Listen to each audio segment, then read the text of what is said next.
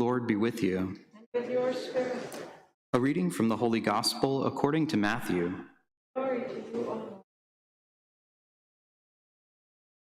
Lord.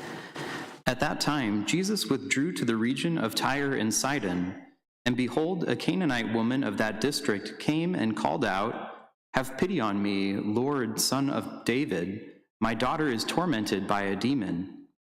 But he did not say a word in answer to her. His disciples came and asked him, "Send her away, for she keeps calling out after us."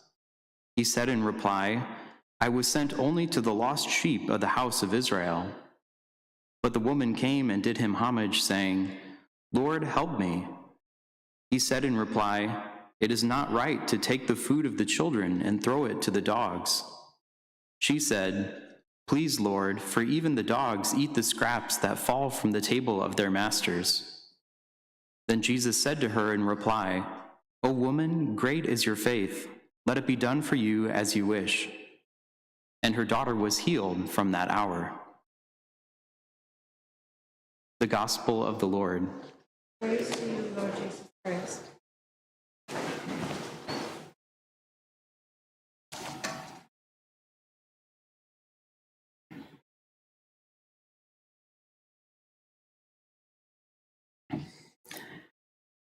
Perhaps in the exchange between Jesus and this woman, we sometimes see our own relationship with God as we call out to him in our prayer, where we feel like we ask him for something and yet there's not the response that we desire, or maybe it just doesn't come as quickly as we want.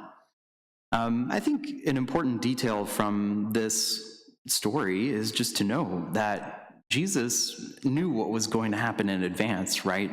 That he was ultimately going to grant the wish of this woman, and also knowing that she would persevere in responding and asking. Because if he didn't know that, then this would be a really quite harsh thing that Jesus is doing, right?